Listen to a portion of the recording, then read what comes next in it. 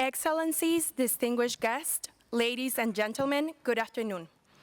Welcome to session number 23, Unlocking Investment in Latin America and the Caribbean, Reform and Regional Cooperation under the IFDA framework.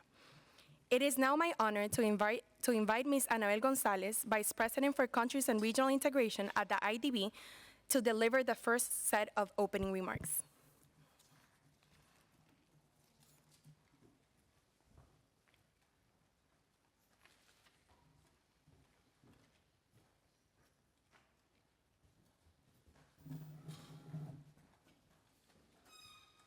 Thank you very much, Alejandra. Good afternoon to everyone. I was a bit concerned that I wouldn't find my remarks, but I finally did. So thank you all very much for your patience, and thank you to the WTO for convening us at this important moment. For Latin America and the Caribbean, today's discussion comes at a time of both great challenge, but also great promise. Our region continues to face slow and uneven growth, fiscal pressures, and pressing demand for more sustainable and inclusive development. Yet, in these very challenges lies the opportunity to unlock private investment as a primary driver of economic transformation. Investment is one of the most powerful drivers of economic growth and a catalyst for sustainable and inclusive progress. It is essential for generating quality jobs, enhancing competitiveness, and enabling deeper integration into the global economy.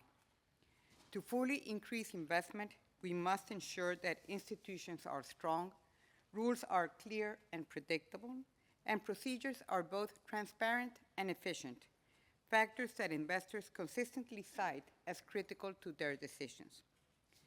In 2024, FDI inflows to Latin America and the Caribbean reached about $164 billion, equivalent to 2.8% of the regional GDP and nearly 14% of gross fixed capital formation, underscoring how strengthening these conditions can pave the way for private sector to truly serve as the development engine across our sector.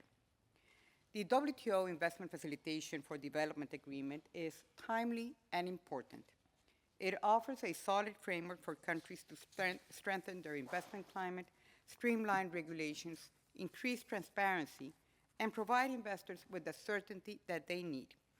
Crucially, it is about promoting investment in sustainable and aligned with our shared development priorities. Moreover, it may also serve as a powerful tool to anchor additional efforts to undertake broader reforms to improve the business climate. For the Inter-American Development Bank, supporting private sector-led growth is central to our mission. The dynamism and innovation of the private sector are key to unlocking the region's full potential and addressing long-standing structural challenges. Through IDB Invest, our dedicated private sector arm, and in close coordination with public sector operations, we help countries create the conditions for investment to flourish, foster entrepreneurship, and generate opportunities for jobs and economic growth. Many of the hurdles we face, such as complex administrative procedures, fragmented agency coordination, and the urgent need for digital solutions, are common across our countries.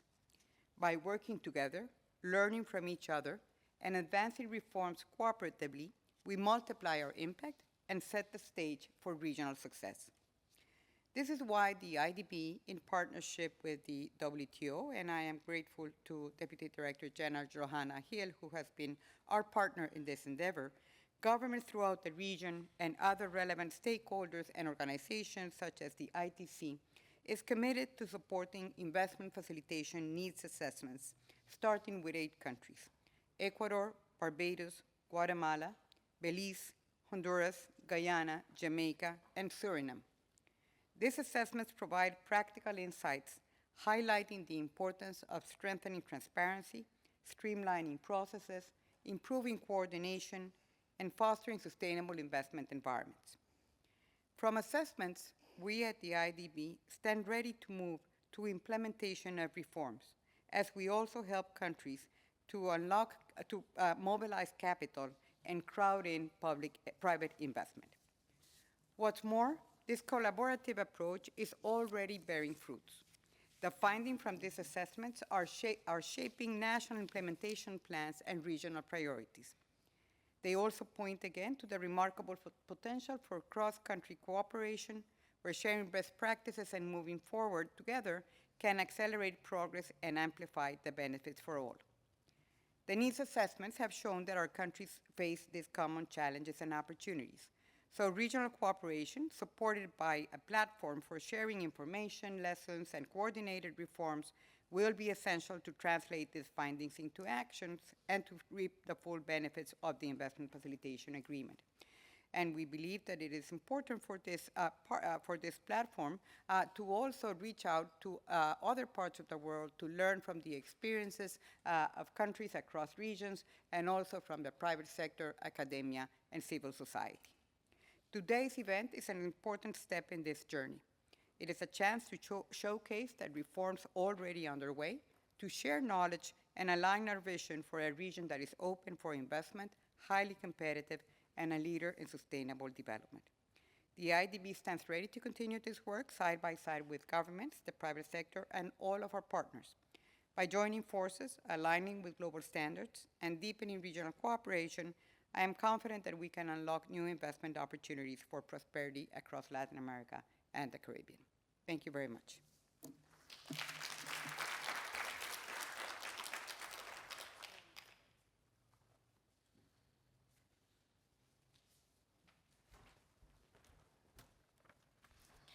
Thank you, Vice President Gonzalez. Now I'm pleased to welcome Ms. Johanna Hill, Deputy Director General of the WTO, to deliver her opening remarks.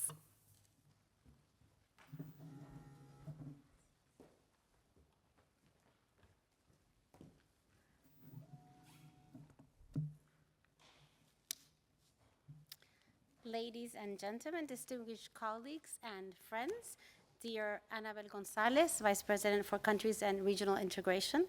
At the outset, I would like to thank you warmly and the Inter-American Development Bank for organizing this important and very timely session and for inviting me to provide some welcoming remarks on behalf of the WTO Secretariat.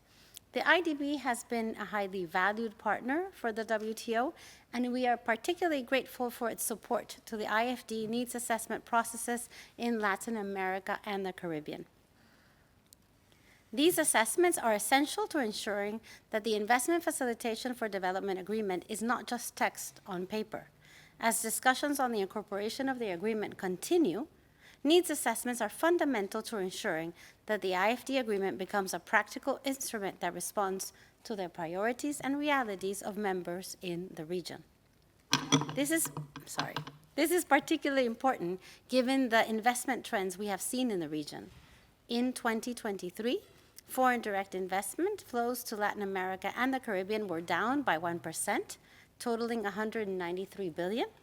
And according to UNCTAD, the downward trend continued in the year 2024, with FDI flows across the region falling another 12% to $164 billion. This marks a worrying retreat in investment momentum. This decline is especially concerning at a time when the region urgently needs investment. Without capital, know-how, and technology, it'll be difficult for the region to accelerate its green and digital transitions, to strengthen infrastructure, diversify exports, and create high-quality jobs. The IFD agreement can play a catalytic role by supporting more transparent, predictable, and efficient investment frameworks that can attract more and better FDI flows. But this will only be possible if future implementation is well planned and well supported. And in this context, assisting developing members in the region in preparing comprehensive and effective roadmaps for the implementation of the IFD agreement is critical. Today, we are here to delve into key findings of the IDB's needs assessments in the LAC region and their insights for future assessments and effective implementation of the IFD agreement. And they highlight the importance of aligning investment frameworks with global best practices and identifying areas where countries may need additional support, whether that would be in single information portals, digitalization of procedures, or strengthening institutional capacity.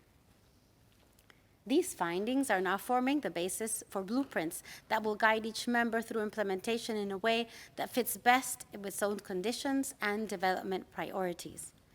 And it is in this way that members will be able to maximize the agreement's potential as a tool for sustainable development. I'd like to take this opportunity to congratulate the members of the region that have already undertaken needs assessments and are very well on the way. Your efforts are crucial in laying the foundation for meaningful reforms and regional cooperation. Sharing your experiences through this process is priceless. You are the trailblazers, and thanks to your resolve and commitment, we are all learning valuable lessons. Partnerships. Partnerships are at the heart of successful needs assessments and effective reforms. This collaboration between international development institutions, governments, and the private sector participating in needs assessments is essential to identify priorities, to share expertise, and to mobilize resources. The value of these partnerships cannot be overstated. They create a platform for coordinated action and conditions to maximize benefits. The IDB's collaboration has been crucial in bringing to light the perspectives and needs of the LAC economies. And this, in turn, has been key to better understanding how to tailor support for implementation of the agreement's disciplines. The IDB is really a partner, not only a partner, but a trailblazer in organizing the region, organizing the platforms that allow you to learn the best practices amongst yourself and then share them with others around the world. So let me conclude by emphasizing that our shared endeavor to support Latin America and the Caribbean in their investment facilitation reforms is vital. Our combined efforts, informed by and through the needs assessments and driven by strategic and coordinated partnerships, will pave the way for a more resilient, competitive, and sustainable region. So let us continue together to work to harness the momentum, to overcome challenges, and unlock the region's immense potential for the benefits of its people. Thank you very much.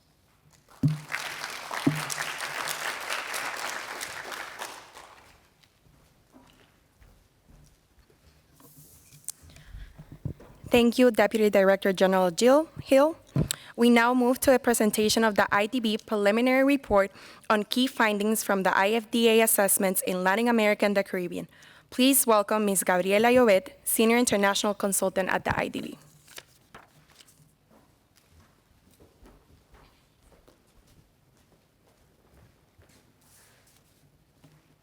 Good afternoon. It is a pleasure to share with you today the preliminary findings of the IDB report on the IFD agreement needs assessments conducted in Latin America and the Caribbean in partnership with the WTO and the ITC. Let me begin with a broader context. Investment is not just about capital flows. It is a driver of economic growth and a catalyst for sustainable and inclusive development in our region. Yet investment flows into LAC have been negatively impacted in recent years, with a general decline since 2012. To remain competitive and investor-friendly, our region needs to focus on three critical pillars: improving the business climate and infrastructure, reducing political and regulatory risk, strengthening institutional frameworks. And why? Why do we need to do this? Because investors are consistent in what they value: procedures that are clear, efficient, predictable, and fair. This is where the IFDA becomes so relevant. The IFD agreement provides countries with a multilateral tool to attract more and better FDI. An important feature of the IFD agreement is its special and differential treatment, a treatment that was mirrored under the TFA agreement, which allows countries to determine their own needs for effective implementation. So through needs assessments, countries can self-determine priorities, categorize obligations into A, B, and C, and identify capacity gaps. It is important to emphasize this is not a performance evaluation, but a practical instrument to prepare governments for implementation and request tailored support. The process is grounded in a common methodology using the WTO Investment Facilitation Self-Assessment Guide. This ensures then a common methodology across countries and across regions. So now that we have seen the methodology, the foundations of how the needs assessments are conducted in practice is also quite relevant. The first step is the identification of a national focal point. The focal point ensures continuity, coordinates inputs, and becomes the main driver of the assessment. Once the focal point is identified, the next step is to establish coordination and involvement of both public and private stakeholders. The assessments are not carried out in isolation. They bring together ministries, regulatory agencies, investment promotion bodies, and representatives from the private sector. This creates a buy-in and ensures that the exercise captures the realities on the ground. A third component is capacity building. Workshops are held for the focal point and the core team to ensure a solid understanding of the IFD provisions, the self-assessment methodology, and the categorization process. This empowers the team to engage meaningfully with the exercise. Fourth, there are in-person consultation workshops. These allow for open dialogue, testing of assumptions, and collective identification of challenges and opportunities. They are crucial for validating findings with a broad range of stakeholders. And finally, the process culminates in the validation and analysis of final findings. At this stage, the focal point consolidates results, validates them with the stakeholders, and identifies the support needs and transition periods required for full implementation. So this structured approach has now been applied across 8 countries in the region, generating valuable lessons and a clearer picture of our collective progress and challenges. The IDB, in partnership with the WTO and ITC, have facilitated 8 assessments, the ones that you can see on the screen. Those that have been completed are Barbados, Guyana, Ecuador, and Guatemala. Those that are pending final reports are Jamaica, Belize, and Honduras. And work in progress still is Suriname. We will have the in-person workshops in Suriname to occur in October. So from a process standpoint, several highlights can be mentioned. In every country, foreign direct investment is a national priority. Governments view needs assessments not just as a technical exercise, but as a practical tool to prepare so as to attract more and better FDI, tools that are linked to broader reform agendas. Governments have demonstrated clear commitment to reform, signaling strong intent to advance investment facilitation. In all cases, focal points have been empowered to drive the process. Robust public-private coordination has been also a hallmark. Agencies and business associations have been active participants, helping to create a foundation in stronger interinstitutional collaboration. Now, on average, 44% of IFDA provisions fall under category A, meaning they're already in full compliance. Countries also have generally foresee 3 to 5 years of transition periods for the rest of the provisions. And the most frequent requests for technical assistance are in ICT procedures and digitalization, in general procedures for authorizing investments, and capacity building and training. And as part of these needs assessments, we also identified some very positive highlights that deserve to be recognized. First, the designation on the focal points has worked very well. And in most cases, these were the investment promotion agencies. Their involvement ensured that the process was anchored in institutions that already interact directly with investors and then understand their day-to-day challenges. Second, all countries guarantee free access to information. Also, in all cases, countries documented the independence of authorizing agencies. Definitely, this independence helps to prevent conflicts of interest and provides credibility to the authorization process of an investment. Fourth, in all countries, there are already review and appeals procedures in place, mechanisms which are essential for ensuring fairness, giving investors confidence that if disputes arise, they will be addressed transparently. And finally, It is also important to highlight the overall alignment with international standards on responsible business conduct and anti-corruption efforts. These highlights show that there is a good basis to build upon. Yet, as we will see next, significant gaps and challenges remain that require focused attention. Important challenges remain in the area of transparency. It remains as a central theme. Across the region, challenges continue to persist vis-a-vis or considering information, not just its availability, but its easily accessibility. So in some countries, information is scattered across agencies, making it difficult for investors to navigate. Uneven progress is then considered in the area of availability versus accessibility of information. Across the region, however, there is strong compliance in publishing investment-related regulations. This is a strength. Single information portals or even single information windows show also uneven progress. Some countries have developed robust platforms, as is the case of Honduras, who has recently launched a digital portal for procedures, while others are just beginning.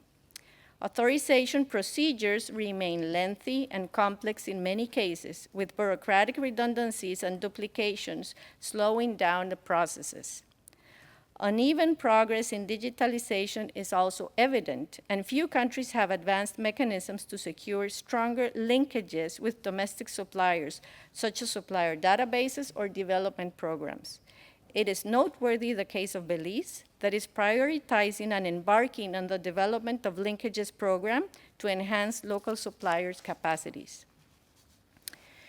The preliminary results also show across the region that countries are facing with different intensity similar challenges and needs. First, there is a strong demand for digitalization of investment facilitation, making investment processes more transparent and efficient through online portals, which can be considered, for example, a first stage approach, or single windows, which could be transactional single windows and a second stage approach, so as to provide standardized and integrated support services to investors. Second, regulatory reform remains essential. Outdated frameworks slow down approvals and can undermine the benefits of potential automation. Streamlining regulations is a prerequisite for digital transformation. Third, institutional consolidation of investment promotion agencies is critical to ensure investors have a clear, reliable counterpart and that there is policy consistency as well. Fourth, there is a consistent call for capacity building with targeted training and technical assistance so that reforms can be implemented effectively and sustainably.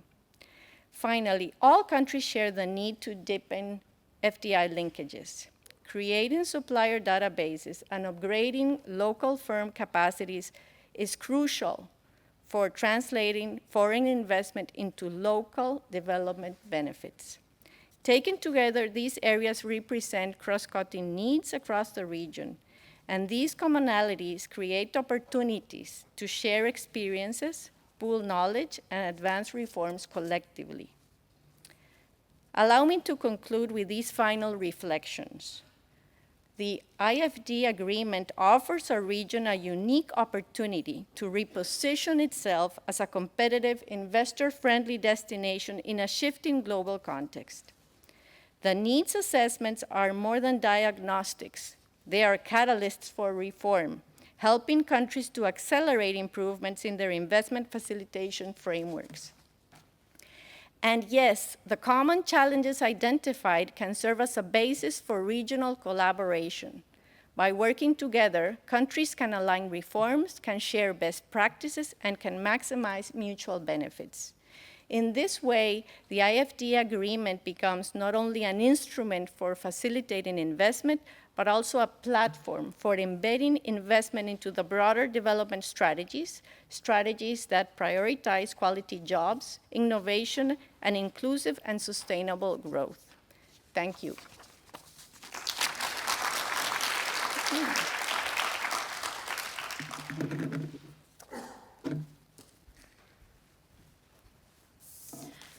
Thank you, Gabriela. We will now proceed to our high-level panel discussion on leveraging the IFDA for sustainable development. I'm pleased to invite our moderator to the stage, Ambassador Dr. Sofia Bosa, Permanent Representative of Chile to the WTO, together with our esteemed panelists to join the conversation. Ambassador Bosa will kindly introduce the panel once they're here on stage.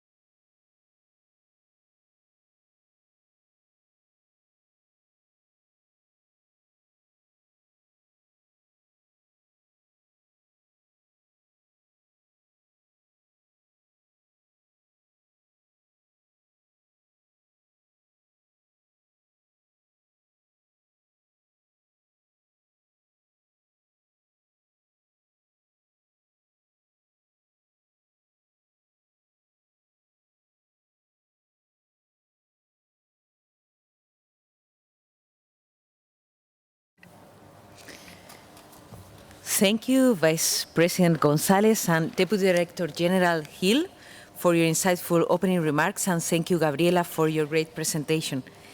It is an honor to moderate this distinguished panel today.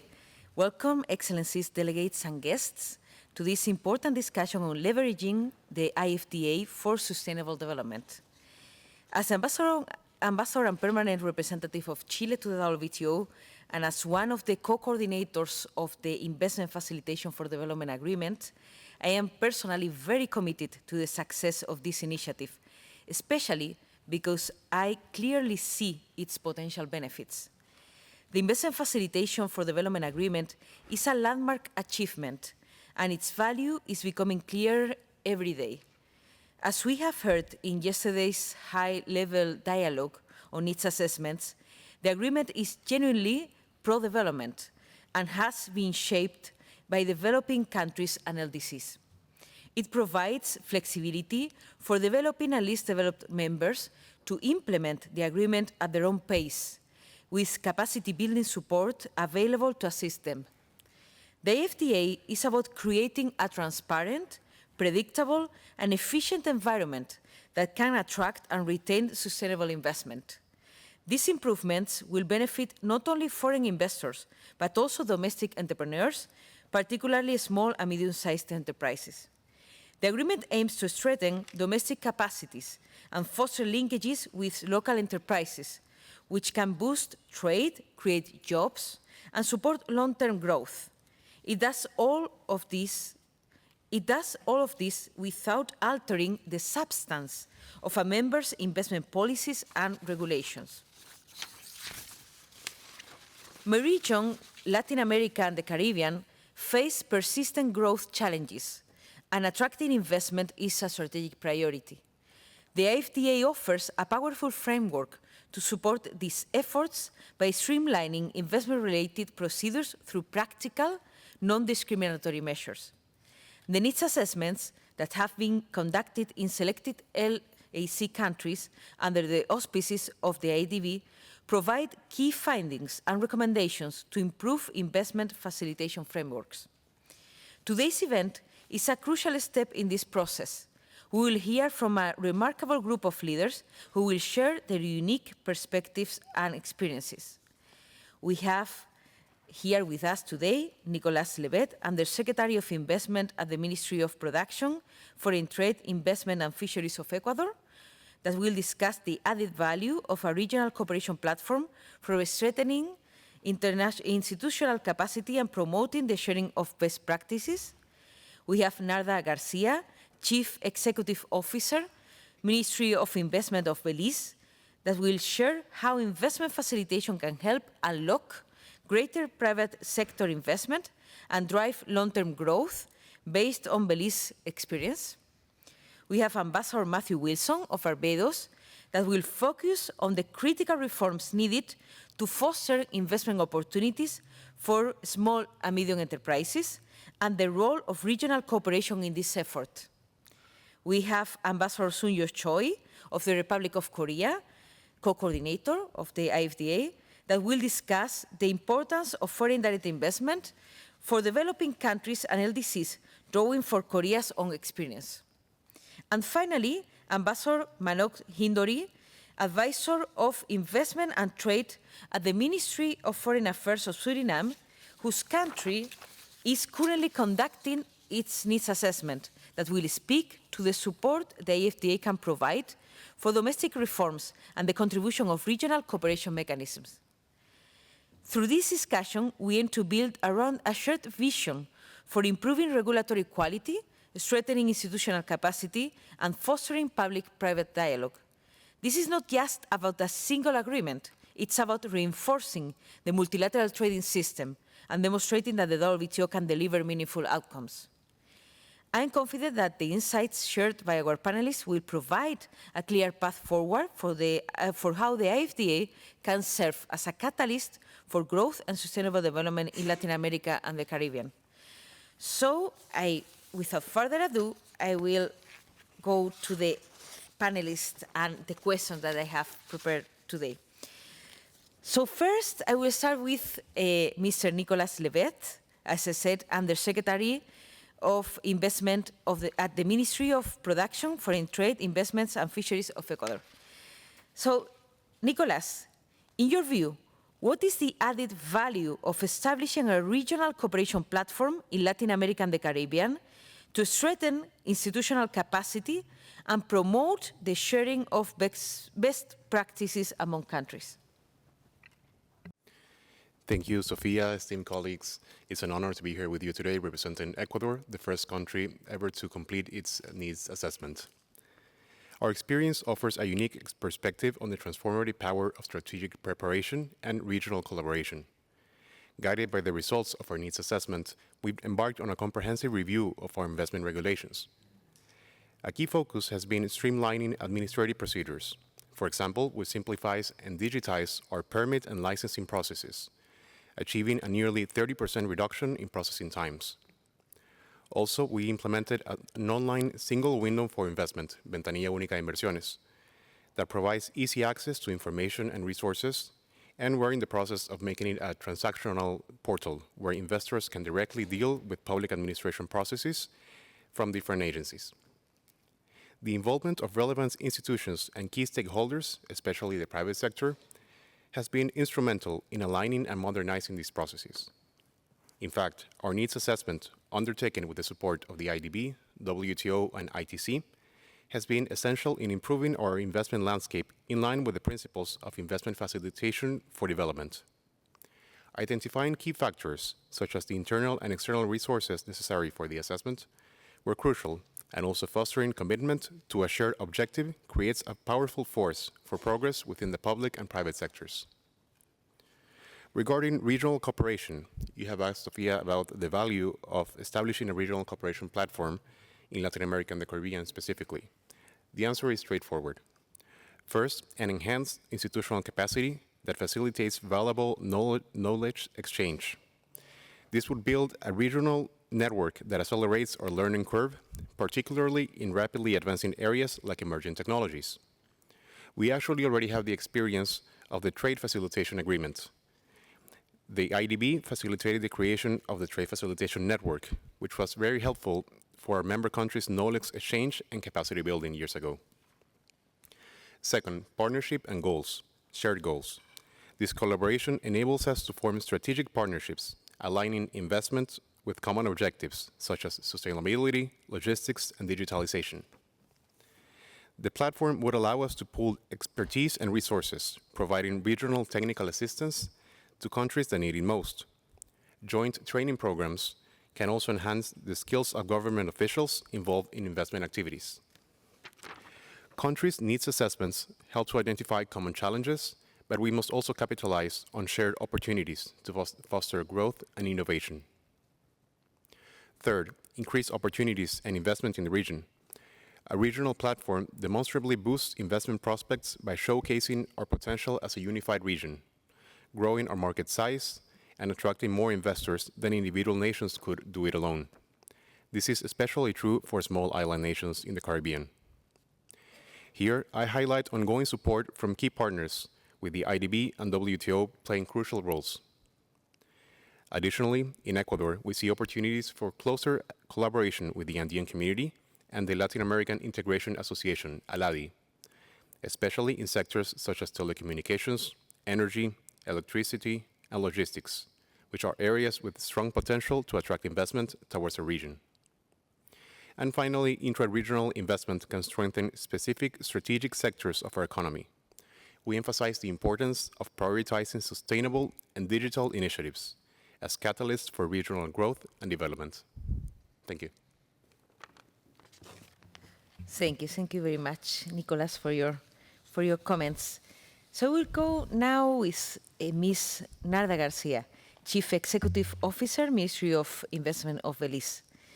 So, Ms. Garcia, based on Belize's experience, in what ways can investment facilitation help unlock greater private sector investment and serve as a driver of long-term growth in the region? Thank you very much for the question. Belize, as you know, or I will tell you that Belize stands, we call it as a center between Central America and the Caribbean.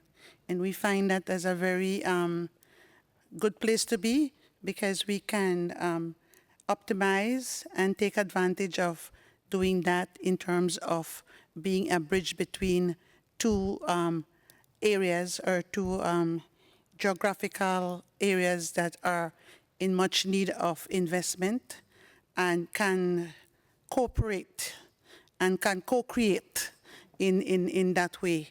In terms of investments, I was telling some members here in the audience that we just had our investment summit, our third investment summit, from the 3rd to the 5th of September. It was very good. We had very good participation from both foreign and local investors. And I must tell you that we had our first investment summit in 2021, still with everybody using masks. And we said we needed to open Belize for business because we had no tourism industry, and the tourism industry is 44% of our GDP. So you can imagine how many people were out of work. So we had to do something to start up so what we did, we got vaccines, and we gave vaccines to all the frontline workers in the tourism industry, and we started. That's where we started, and then we started with our Belize Investment Summit of 2021. We got the report from the central bank that ending 2020, which was still a pandemic year, between 2020 to 2024, we have attracted $1.2 billion in foreign direct investment. And certainly we can see through our Beltrade, which is our organization, our institution that promotes trade and investment, that we have a lot of local investments that are in the pipeline that are not in that $1.2 billion. Again, it's mostly tourism, a lot of energy, because we are going for green energy, a lot of investment in blue economy. We have, as you know, we have the second largest barrier reef in the world. And so there's a lot of excitement and interest in the blue economy, in various aspects of the blue economy. And so we're trying to push that. And so as a small country, as a Latin LAC country, we all have basically, I would think, the same needs and the same issues. And we can, through this needs assessment and through this platform that is being offered, we can and we should take advantage of not reinventing the wheel, talking to one another, seeing what has happened and what has worked for us can work for someone, or we can tailor what has worked for one to fit the other, because we will never have the same conditions, the same environment, the same ecosystems. No, it's different, but the same needs at the same time. We have issues with skills. We have issues with institutional strengthening that we need. We have issues of resources that we need. And so when you get an opportunity, as we have today, that we have a platform that we can use, it makes absolutely the best sense that we should use this, this opportunity to get together. In our investment summit, we were looking at Belize as the nexus between the Caribbean and Central America and Southern Mexico. Why? Because we feel that we have a lot in common and we have a lot of interests. Southern Mexico is basically a tourist destination, and so is Belize, and so is most of the Caribbean islands. We live off tourism. We do have a little bit of differences in terms of Belize. Belize is more agriculture than any other CARICOM island. We call ourselves the breadbasket of the Caribbean, even though they don't buy much from us, but we plant a lot. So we have a big landmass compared to the Caribbean islands, and very small population compared to the Central American countries. So we do export grains. We do export a lot to Mexico, cattle, and Guatemala. So we have a bit of differences, as I said, but a lot of similarities that we can do. We're one of the countries that have started with in the very, very early stages of our single window with IDB. I believe it's a great idea. It will force us, if you want to call it that way. It will lead us to ensure that we get investment in a quicker, more transparent, and in a larger way. Why? Because we offer a lot. As an example, I can tell you from 2020, when this government, this administration came in, we moved the BPO sector from 1,200 employees to over 20,000 employees right now. So it's a sector that is investing, is a sector that has found a niche in the bilingual ability of Belize's population, where 70% of the people are bilingual. Even though our official language is English, we are bordered in the north and in the west by Spanish-speaking countries. So it's a lot of mix-up. We don't have migration problems, but we do have people coming in, and our people are learning Spanish. So that has been something that is very, very good. These are things that I believe that we can learn from each other. We have migration policies that we need to establish. Definitely, we have done a lot of changes to our investment policy and our investment legislations. And for example, for the BPO sector, we made a special niche in the investment law for BPO, for the BPO sector, in order for them to obviously stay or to attract more investment in the BPO sector. So these are the things that we need, and these are the things that we can share. I think the study that was done is not only a diagnostic of what is there, but it's a pathway for us to follow, and that will give us some outcomes, or the best outcomes or best results that we need in investment. The way our global economy is, it's very unstable. People are looking for stability. People are looking for where they can invest their monies and where they can trust, a lot of trust. We have also, and I would need to mention this before I am finished, is that we have a good partnership with the private sector. And as I told them at my opening remarks at the Investment Summit, we don't just want to have a dialogue with the private sector. We want to partner with the private sector. So through the IDB also, we have started our public-private partnership unit that is now starting to work. And I think that's where the private sector starts to trust, to start working with government and start investing with government. So these are the things that we can talk about, and these are the things that we can say have worked for us, and we can share with other countries.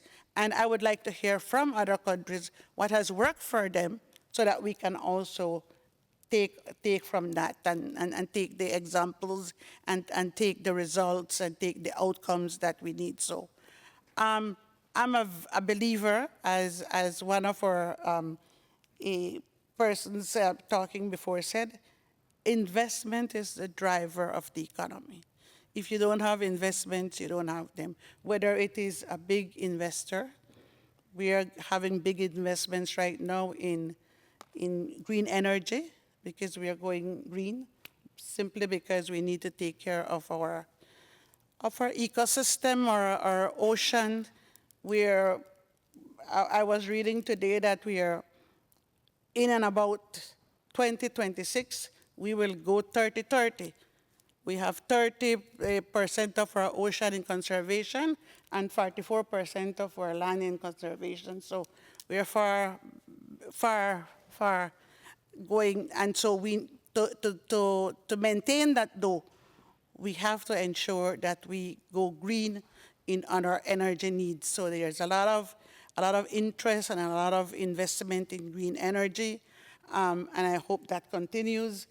We have a wonderful opportunity that we can share with everybody, which is the blue bond, the swap for that we have. It's one of the biggest. I think I have one more that is bigger than us in the world. But in the region, we are the biggest. Again, that's working wonderfully, giving us enough money to help the NGOs, do the conservation and do the management and the implementation of conserving and keeping the ecosystem, the blue as it can be. So that is what I can share with you. We have so many other things that I could talk about, but like I said, this platform that we are being offered today is a conduit for us to be able to use, and I hope we can use it, learning from our friends in Korea, learning from all our friends in Uruguay, in Suriname, etc., because we have to learn from each other. We don't have to reinvent the wheel. Thank you. Thank you very much, Ms. Garcia, for the reflection about the value of having a common platform. So now we'll go to my good friend, Ambassador Matthew Wilson, permanent representative for Barbados to the WTO. So Matthew, what reforms are most critical to foster investment-related opportunities for small, medium enterprises and improving the investment climate for them?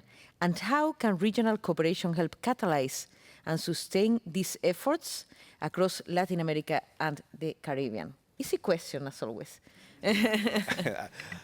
Thank you so much, Sophia. And to my colleague from Belize, I will make sure Barbados buys agriculture products from you. Don't worry, I will solve that. So what are many small countries in the Caribbean dealing with today? Limited growth, an underdeveloped MSME ecosystem, falling ODA and limited access to grant funding, stalled FDI, and an aging tourism product. Therefore, investing in investment facilitation is a smart investment. I have no IP on that, but you can steal it, Sophia. Investing in investment facilitation is a smart investment.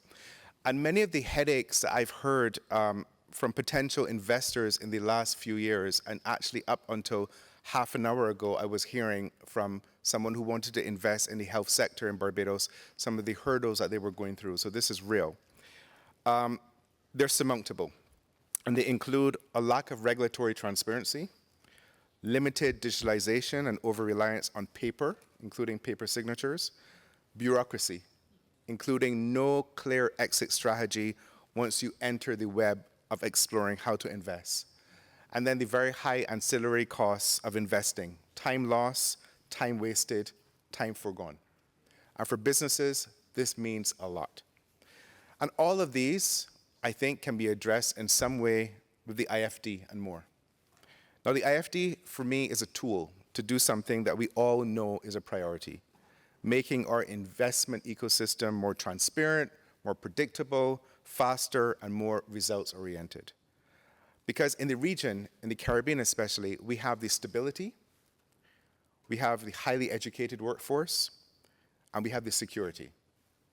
We just have to ensure the processes and the regulations are 21st century ready to allow us to compete in a crowded space. So I want to thank the IDB, dear Annabelle and colleagues, ITC, WTO, delegation of China, for supporting the needs assessment carried out in Barbados, because it really has helped us to put our investment facilitation house in order.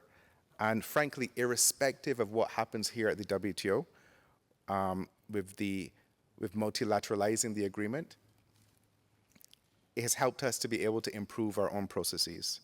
I mean, let me be clear, because I don't want you to be angry with me, Sophia. We need a resolution of the issue of IFD here at the WTO, of course. It's an absolute no-brainer. And I really call on fellow developing countries to show some leadership here, especially at MC14. But I will say that the mere fact that even before we've been able to do that, countries are trying to operationalize the agreement on the ground says something very important that we should not ignore. Now, the interesting thing about investment facilitation is it can be good for attracting investment, of course, but it's also incredibly pivotal in helping our MSMEs to raise their game and to become more competitive. And frankly, if we have ecosystems which are 98% MSMEs, this is the greatest policy gift that we can give to them. So attracting, and frankly, in my work chairing the MSME working group here, from all over the world, the number one barrier to competitiveness I've heard from MSMEs is access to finance. Access to finance. And frankly, it is unlikely that this will come from domestic finance. So attracting investment facilitation, FDI, has got to be the pathway of the future, as was said by my colleague from Belize. And the only way to do that is to have an investment facilitation framework that is easy to navigate, because it is also a competitiveness tool. So we carried out our needs assessment, and the report really is helping to point us in the right direction. We need increased focus on investment information, collaboration between key agencies involved in the investor journey, strengthened public-private dialogue, targeted training, and institutional support. And I think all of us here probably have the same diagnostic in many respects. Now, and of course, digital, which is also something IDB is doing a lot of with us in the region, sits really beautifully with what we're trying to do here, digitalizing the procedures and using AI to make it more intelligent and user-friendly as well. And I have to say, after seeing the presentation today by IDB and hearing from my neighbors from Ecuador and from Belize, and echoing what they said, the one thing I would like to see under the leadership of IDB is this regional investment facilitation for development platform or network. I think it can be incredibly useful to share information, to share experiences, and this platform should include policymakers, of course, include the Ministry of Finance, We often leave out the one with the money. So it's lovely, no, seriously, it's lovely to have trade there. It's lovely to have the SME ministry there, but we need to get the ministry there that has the money. We need to have SME bodies there. Too often we make policies for SMEs without having them represented. We need to have business support organizations there, export promotion agencies there, national chambers of commerce there. If we're going to do this, we need to do this right from the beginning and make it inclusive from the beginning. Best practices, practical tools, foster cooperation, peer learning, all of these things that were said by my previous two colleagues, I would completely endorse. Because it also has benefits in helping us to drive something which we all realize that we need to do more of, especially with what is happening in terms of the unilateral tariffs and the kind of disorder that we're seeing right now in the global trading system, which is drive greater regional cooperation and collaboration between the Caribbean and Latin America, the Caribbean and Central America. So IDB, you've heard our ask, and the beautiful thing about having the VP here is that she can make a decision just like that. Not sure. So, I mean, I would love at the end of this session to get a very clear sense from the IDB that they're going to be moving forward on what many of us have already recommended, that we will have this regional investment facilitation for development platform. Thank you.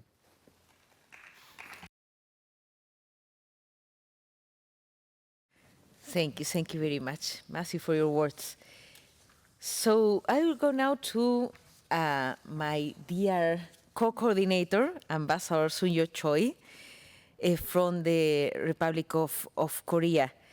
Sunyo, why investment facilitation is so important for the development of developing countries and LDCs, drawing for Korea's experience? And why is the investment facilitation for development agreement particularly important now for developing countries and LDCs, as well as for the multilateral trading system? Another simple question. Thank you for giving me the floor, Sophia. And I'd like to start by thanking the IDB for your kind invitation to participate in this important session. Because initially I wanted to decline this offer because I know my limited knowledge will not be very useful for this session. However, the organizer, I mean, they kindly offered me again and again. And then because I could be also useful because I could share my cross-regional perspective and as well as Korea's experience. But now after hearing all the comments and remarkable speeches from everyone, I feel I need to pay for my tuition fee to the organizers because I learned so much today. But I mean, yeah. Okay, so I understand that Latin America and Caribbean has been the most active region in conducting needs assessment, and that many of these assessments have been made possible thanks to the generous support of the IDB. And as co-coordinators, we greatly value the support provided by the IDB to needs assessment, which is key for the effective implementation of the agreement. And also hearing from the previous speakers about this platform, I fully endorse this platform as well. And I feel that, Asia, our region also needs one, something like this. So colleagues from China and Japan, hear me out. Yeah. So, as you know, we are currently at a critical juncture for global foreign direct investment, as explained by the previous speakers from yesterday's high-level dialogue. According to UNCTAD's World Investment Report, 2025 global FDI fell by 11% last year, once adjusted for conduit and investment transfer points. Therefore, attracting more investment, particularly into developing and least developed members, is more crucial than ever.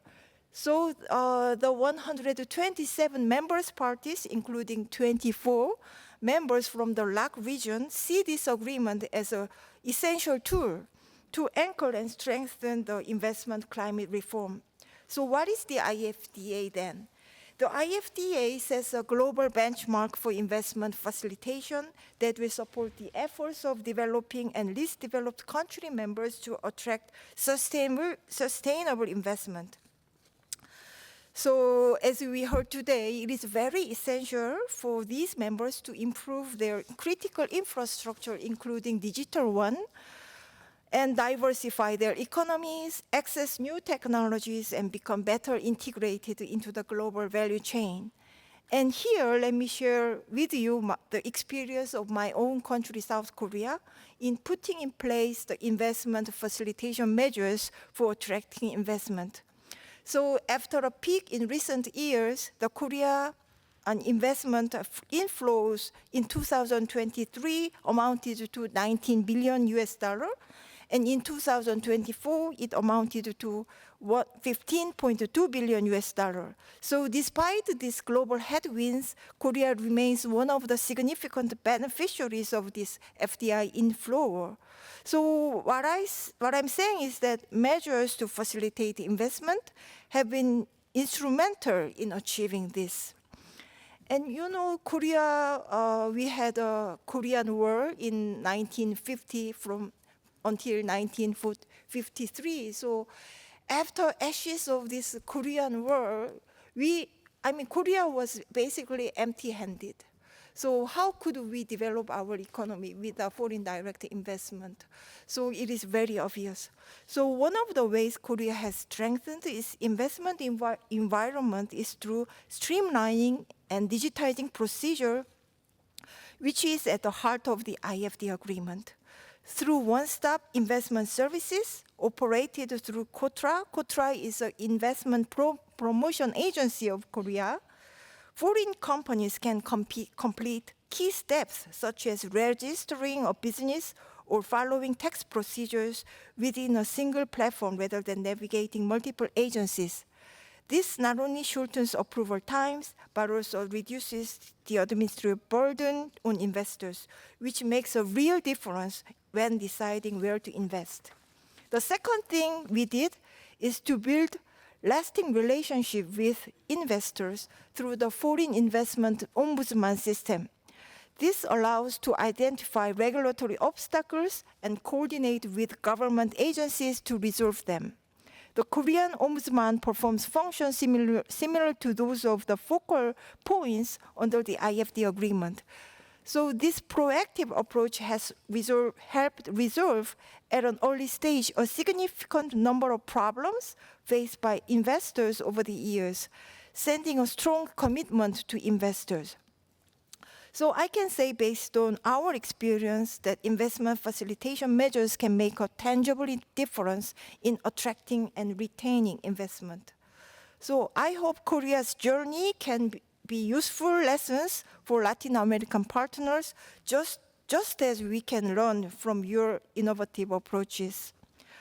So Korea is not only a host country, but also an outbound investor, including in Latin America. This gives us two perspectives.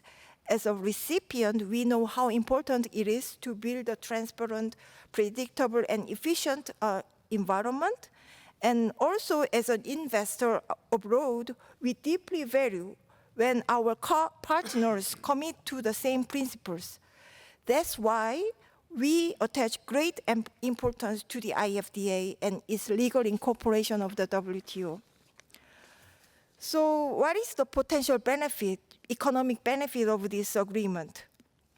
So according to the German Institute of Development and Sustainability Center, the IFDA has potential economic gain of between 295 and 1,041 billion US dollar, and much of those gains will accrue to low and middle income countries.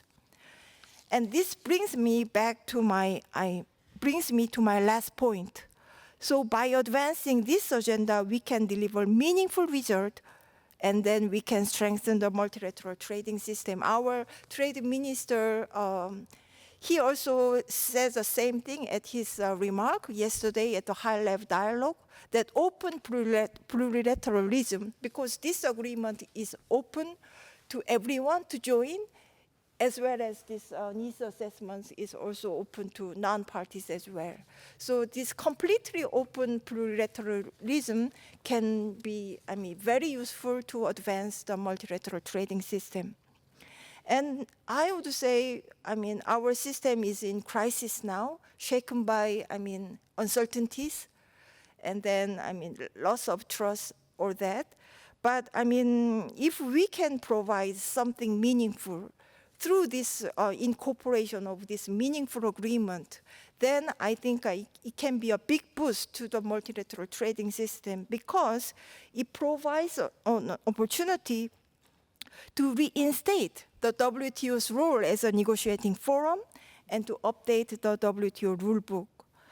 So it is very urgent for us to do something about this system by, doing this legal or incorporation, to the WTO legal system. So our opportunity is coming up next year in Cameroon. So, so I really hope that this agreement will demonstrate that WTO still can deliver something meaningful to members. Thank you.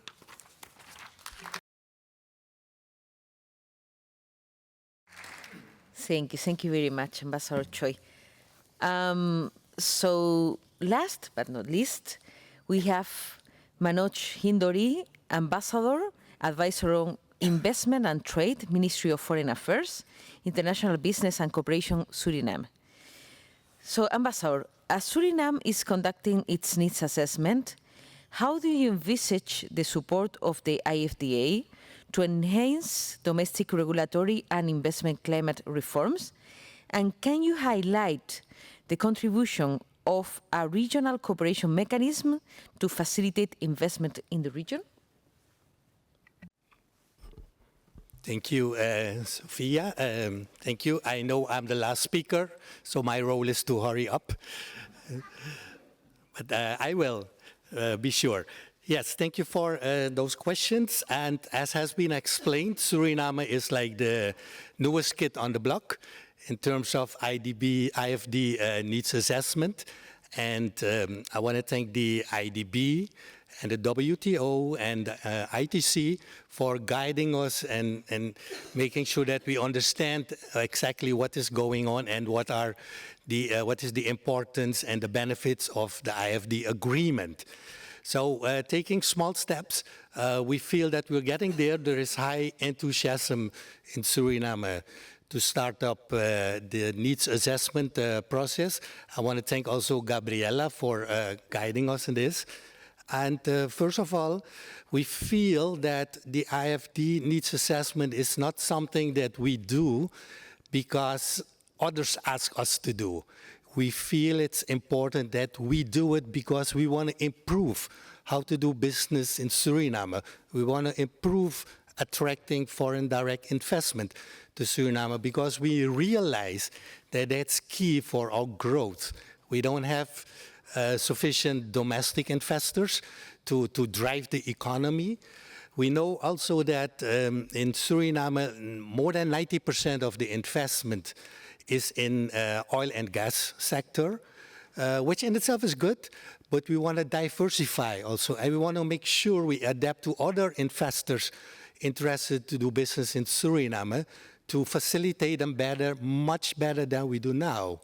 So the reform that we envisioning in Suriname is it's not exactly clear yet because we need to have more capacity in the country to create a sustainable roadmap and implementing the steps that are needed to be taken. So yes, we know in Suriname investment is like all over the places. If we look at different, we call them the ministries, we have the investment policies is situated at the Ministry of Finance. We have improving investment climate is at the Ministry of Economic Affairs. attracting foreign direct investment, Ministry of Foreign Affairs. Confusion in the country, more confusion overseas with foreign investors. So we feel we need to reform that. However, our reform agenda is not well deliberated. It's stipulated around how we need a new investment law. But further than that, we don't have the capacity yet to create a decent investment law that matches also international regulations. So yes, we welcome the reform. We know that we need to partner with the private sector. And as Gabrielle had seen when we met during the training, thanks again to ITC and WTO, the training about the IFD agreement, we all stated that it should not be separated, public sector training and private sector training jointly. And I believe that that's the spirit we go through in this needs assessment. So thank you once again, and we are ready and eager to pick up our needs assessment. On the collaborative network, yes, you know, as I said, we don't have all the capacity. Do we know that we need to reform? Yes, we know we need to reform. Do we have an idea how to reform? A little bit. But do we have the capacity to learn to do it by ourselves? No. We need to learn from our partnering countries. I've heard from Belize, Ecuador, Barbados, Korea. I don't think we need a war before we start reforming our investment sector, but we can learn from Korea, and we can learn from all our countries in the region. So we welcome the leadership of IDB in setting up this platform. And actually, I hope to go home tomorrow with a firm commitment that this platform will be established. Thank you. Hi. Gabriela, can I just say two things? All right. I just wanted to, I didn't have a chance to conclude, and I found my conclusion written, so I need to talk about it. I said in conclusion, for Belize, internalizing the IFDA is a dynamic process of alignment, not adoption. We are weaving its threads into the very fabric of our development strategy to create a stronger, more resilient, and more attractive economy. Our model is one where global frameworks serve national priorities, ensuring that investment facilitation becomes a powerful, practical driver for sustainable and inclusive growth in Belize. There's one more thing that I wanted, and that comes from what the colleague from Barbados talked about, the MSMEs. That's my pet peeve, the MSMEs. Those are 90% of the economy in Belize. They employ 7 out of every 10 persons employed. And so we need to ensure that we are giving them what they need and helping them. Again, I also agree with my colleague from Barbados that access to finance is one of the greatest needs for the MSMEs. But my issue is that when we talk especially on the definition of MSME, I think we need to take out the micro away from the SME, because the micros are the ones that have the issues to formalization, the issues to start up, the issues to be bankable, the issues, these are the ones, the micro. The startups are the ones that are much, much more in need. So I would ask, and I always ask in Belize, the IDB people, that we should come up with something special for micros, where we can separate them a little bit, because the small and medium have the resources to do a lot of what they need to do in the formalization, starting with that and in the bankable issues. But the micro are set apart. So I just wanted to say that we need to help our micros, because they also are mostly solopreneurs. They just employ themselves, but that's one person less that we have to worry about. Thank you. Thank you very much, Nada, for those words. And I think we are on time to close this panel. We have had very interesting comments, reflections, and my main takeaway is that, that was the way in which we negotiated this agreement. This agreement is not about obligations, it's not about burden, it's about a positive agenda for achieving positive results for our economies. So thank you very much to you all, and I think it's, okay, our master of ceremony. Before we conclude our session, Vice President Al Gonzalez would like to kindly offer closing remarks, responding to the requests raised during that discussion. So before I do that, first, let me thank you all very much. This has been a great panel. I have learned so much from you, and I have really enjoyed the granularity of your comments and see how this works in practice. So thank you very much. Thank you very much for Gabriela also for leading the needs assessments from our part. And let me say that you were subtle, but I was listening closely. I very much hear the importance of a regional platform for cooperation that can help us exchange best practices, strengthen institutional capacities, provide a mechanism for dialogues like the one that we have had today to learn from each other. And I also understand that some of these challenges are not easy, and it's not that any one country has all the right solutions, but which is why working together can help us all achieve greater impact and accelerate also the progress towards a more competitive and friendly environment. So I think that what I can tell you is that we understand, we also heard that a platform should be flexible, should be adaptive, should be demand-driven, with countries coming in, setting their priorities. I also heard the importance of reaching out to other regions, learning from other experiences, and I think that that can be very valuable. And also reaching out to partners, certainly the WTO, the ITC, but others, donors, the private sector, and many others. So what I can commit to you today is that we will go back and think how could we structure this platform, consult with you as well, and come back and hopefully be able to announce that we will move in that direction. You certainly can count on us at the IDB. So thank you all very much.